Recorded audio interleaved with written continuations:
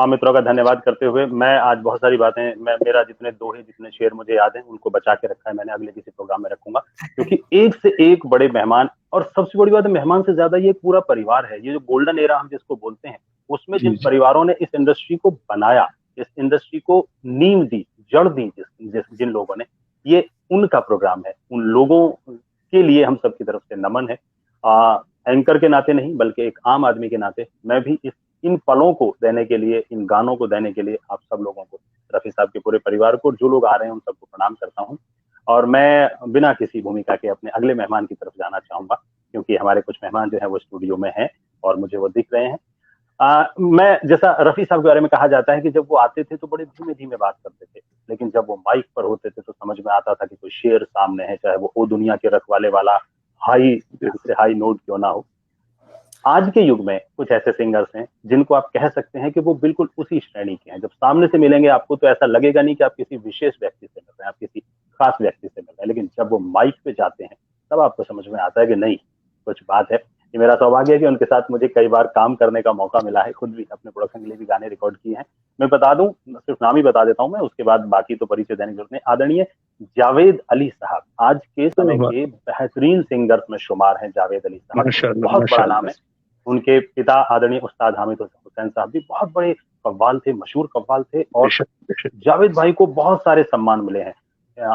आज के समय के सबसे बेहतरीन संगीतकारों में माना जाता है। ए आर रहमान साहब का एक बिल्कुल। मकाम है, उनके पसंदीदा, उन सबसे ज्यादा गाने उनके साथ उन्होंने किए हैं। जी और जी। उनका कोई भी आप कोई भी उनका आप गाना उठाकर देख लें, यूथ आइकॉन है।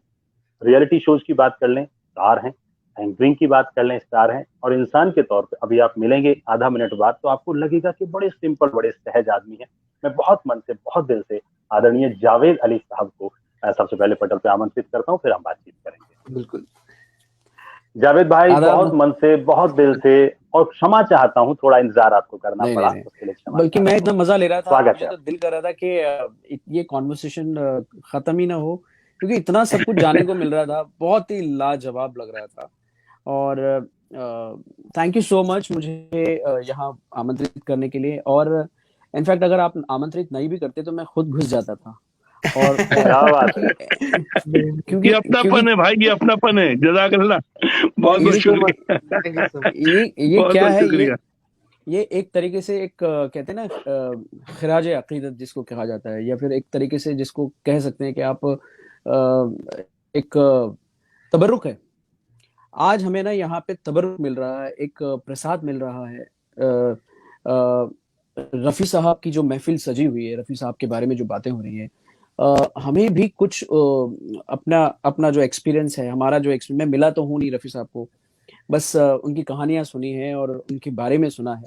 तो ये जो सारा एक माहौल बना हुआ है उसमें शामिल होने का एक जो एक तबर्रुक मिला है वो एक बहुत ही जबरदस्त है, और इसको अल्फाज में बयान करना बड़ा मुश्किल है। बेशक बेशक। चूंकि आज रफ़ी साहब की बरसी है, और अनगिनत गाने, आज सुबह ही मुझे एक मेरे व्हाट्सएप ग्रुप में एक मेडली भेजी किसी ने, एक 10 से 12 मिनट की, फुजैल भाई। जी। और वो मेडले सुनने के बाद में इमीडिएटली मेरा दिल किया यार शाहिद भाई को कॉल करता हूँ, और मैंने वहीं से उनको कॉल किया, शाहिद भाई को। मैं कहा सुबह फोन आया था। शाहिद भाई, मैं मतलब मेरी शुरुआत आज की इतनी जबरदस्त हुई है। क्या बात है, अरे और वाह। ऐसे क्या ऐसे बात। गाने, ऐसे ऐसे गाने बजाते, मैं खुद इंडस्ट्री में जो भी छोटा मेरा नाम है, जो भी नहीं छोटा मोटा नहीं, जिस मुकाम पर भी मैं हूँ, अरे माशाल्लाह मैं माशाल्लाह, अपना मतलब ज्यादा। बहुत बड़ा है, बिल्कुल ऐसे मत बोलिए प्लीज।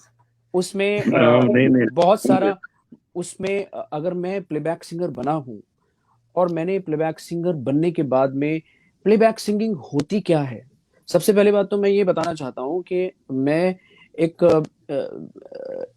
इस लाइन से बिल्कुल बरक्स था। मतलब मेरा कोई नाता ही नहीं था फिल्म प्लेबैक सिंगिंग से। लेकिन बहुत लंबी बात है, उसको शॉर्ट में अगर बताऊं तो मैं जब मैं मुंबई आया तो मैं, बिकॉज सेमी क्लासिकल गाता था, गजलें गाता था, ये थोड़ा सा मैं बनना चाहता था गजल सिंगर, सेमी क्लासिकल गाऊं। तो जब मुझे लगा कि मुझे प्लेबैक सिंगर बनना चाहिए, तो अब मेरी रूह को किसने झंझोड़ा, तो वो एक ही नाम आता है, मोहम्मद रफी साहब। रफी साहब, क्या बात। आप यकीन मानेंगे, जब मैं मुंबई आया था, मैं बहुत छोटा था, तो स्टेज पे कोई गाना गाता था, तो मैं क्या करता था कि मैं बिकॉज़ इतना सुना नहीं था, तो स्टेज पे आने के बाद में मैं फ़िल्मी गानों के अंदर भी कुछ अलग सी मुर्कियाँ ले रहा हूँ और है ना, कुछ हरकतें ले रहा हूँ, जो कि अनवांटेड थी, जिसकी मुझे समझ नहीं थी उस वक़्त। फिर मैंने रफ़ी साहब को सुनना शुरू किया और रफ़ी साहब को इसलिए सुनना शुरू किया क्योंकि रफ़ी साहब का जो मेरा जो टेस्ट है, वो थोड़ा-सा क्लासिक की तरफ रुझान मेरा ज़्यादा है, क्लासिक म्यूज़िक की तरफ। तो अगर प्लेबैक सिंगिंग की बात करें, तो रफ़ी साहब एक ऐसे आर्टिस्ट थे, हैं, मैं तो कहूँगा रहेंगे। रफ़ी साहब ने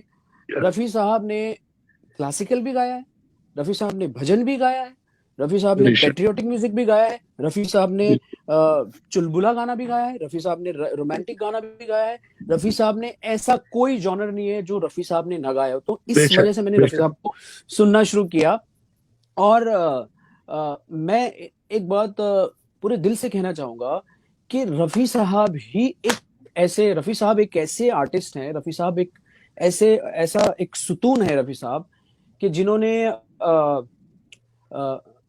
प्लेबैक सिंगिंग के लिए वर्सेटाइल जो एक कहते हैं ना लक़ब देने वाली बात है।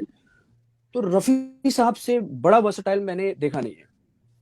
ऐसे बहुत सारे लोग हैं, लेकिन रफ़ी साहब ने, आप ये देखिए, रफ़ी साहब ने कव्वाली भी ऐसी गाई है, भजन भी ऐसा गाया है, पैट्रियोटिक गाने भी ऐसे गाए हैं।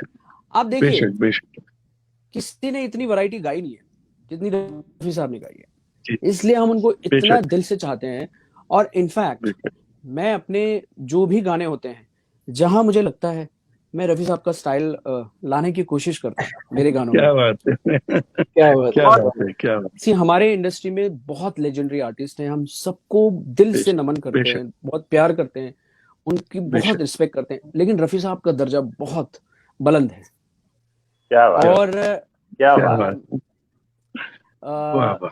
जब तक दुनिया कायम रहेगी, ऐसा हो ही नहीं सकता। देखो क्या है, हमारी जनरेशन है आज, हम अपनी जनरेशन को पास ऑन कर रहे हैं रफ़ी साहब का म्यूजिक। नेक्स्ट जनरेशन जो है वो आगे पास ऑन करते हैं, तो ये पास ऑन करते जाएंगे तो रफ़ी साहब का जो नाम है वो ऐसे ही चलता ही रहेगा। भाई मैं पटल की तरफ से, MRMI की तरफ से और पूरे रफ़ी परिवार जो कि यहाँ उपस्थित हैं उनकी तरफ से इस बात के लिए आभार करता हूँ कि आप अचानक से दिए गए निमंत्रण पर भी आपने स्वीकार किया, आप आए और इतने दिल से आए। एक चीज के लिए फिर क्षमा चाहता हूँ मैं आपसे कि आपको थोड़ा सा इंतजार करना पड़ा, और इस समय जो भी लोग हमारे मेहमान वेटिंग रूम में हैं, मैं उनसे भी क्षमा चाहता हूँ जो प्रतीक्षा में हैं। हम लोग चाहते हैं कि हम सबको सुनेंगे, प्लीज थोड़ा सा बस हमें समय दीजिए। जावेद भाई बहुत बहुत धन्यवाद, बहुत बहुत आभार, और बहुत जल्द फिर स्टूडियोज में मुलाकात होगी। जावेद भाई बहुत बहुत शुक्रिया। Thank you so much.